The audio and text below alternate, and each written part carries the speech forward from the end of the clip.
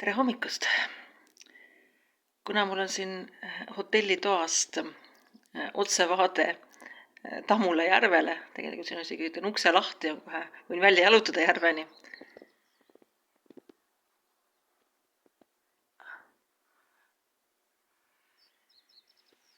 Siis ma mõtlesin, et kasutan ära varahommikust sellist kargust ja teen väikese mõtiskluse. Et millest ma tahaks rääkida siis?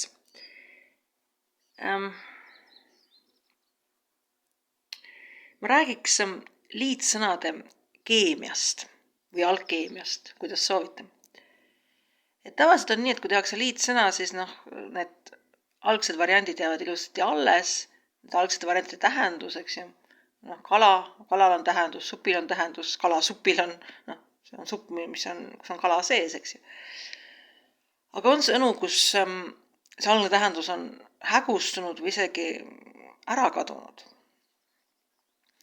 Nende sõnade absoluutne lemmik on mul kahtlemata Viinamägi. Siis kui mõtlete sõna Viinamägi tähendusele, siis see on koht, kus kasutatakse viinamarju. Viinamari ka, eks ju, kas seal on. Et ma võin näiteks kasutada viinamarju kuskil augus. Sellisel juhul see auk on mägi. Viina muidugi, see on tallinnakeelne sõnast viinum, mis algses tähenduses oli siis segatud vein, hiljem siis vein.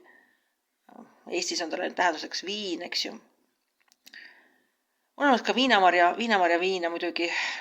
Lähete kuskile Põhja-Hispaaniasse, Galiitsiasse, Orujo, väga hea, eks ju, Orujo Blanco, mida segatakse espresso kohvisse, pannakse need põlema vaskkanumates, väga hea.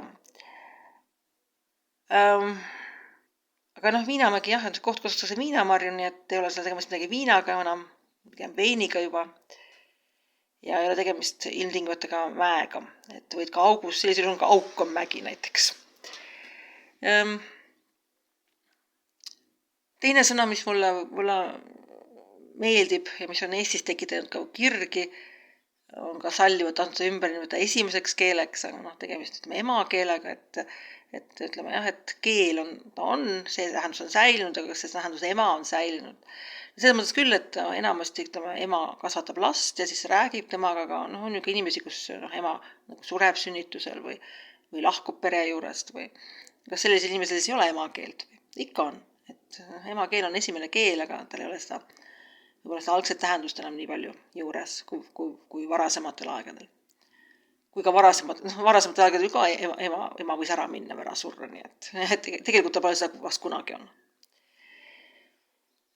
Ja näiteks siis ka võib-olla õige usk, eks ju, ta on usk, aga kas ta on õige, õigeusklike jaoks on ta õige, aga teiste jaoks vaevalt, eks ju. Või vähesemal määral. On ka näiteks sõnu, mis nagu mõnikord on õige tähendusega. Selles mõttes õige tähendusega on algsete osade tähendusega, aga mõnikord nagu ei ole ka. Näiteks hea näide võiks olla lennukised äriklass ja turistiklass. Ma olen täiesti veendunud, et kui praegu on isegi lendamas inimesi, kes kohe lendamas lennujaamas või juba lendavadki taevas, eks ju. Inimesed, kes on äriklassis, kes on tegelikult turistid ja kes on turistiklassis, kes on ärireisijad. Et mul endal olnud kokkupuudet ühe suure Skandinaavia firmaga, kus oli täiesti reegel, et isegi kuni peadirektorini välja kõik peavad reisima turistiklassis. Et äriklasse on siis, kui turistiklassis ei ole kohti. Ja. Nii et täiesti olla inimene, kes teenib väga korralikku palka ja ta on sunnitud, kuna see on tema firma poliitika, ta on sunnitud sõitma turistiklassis, kui ta käib ärireisidel, firma sisestel reisidel. Aga kui ta käib puhkusel, siis ta mõtleb, et ma teenin väga hästi ju, et siis ta läheb äriklassis. Nii et äriklass tegelikult ei tähenda enam kohta, kus on ilmtingimata ärireisijad ja turistiklass ei tähenda kohta, kus on ilmtingimata turistid. Aga ta võib seda tähendada. Nii et ta selline, algselt ta tehti sellise mõttega, aga elu tegi omad korrektiivid. Et kui hakata mõtlema, siis selliseid liitsõnu võib tegelikult leida ka teisi, et kus on see tähendus, mis oli algselt, eks ju, kus võib olla see tähendus, aga ei pruugi ja kus enam seda tähendust ei ole. No jah. Et jah, et järgmine kord, kui näete siis kohta, kus kasvatakse viinapuid, viinapuul tegelikult ei ole seda tähendust enam, sest ta ei ole puu, ta on pigem selline taim ju. Ja viinapuu, jällegi, et Eesti mõttes viina tehakse ikkagi teraviljast või kartulist, eks ju. Et on küll riike, kus tehakse ka viinamarjadest viina, aga pigem oleks ikkagi veinitaim või mingi, ma ei tea. Aga jah, et viinapuud kasvavad siis meil Viinamäel, mis võib olla auk.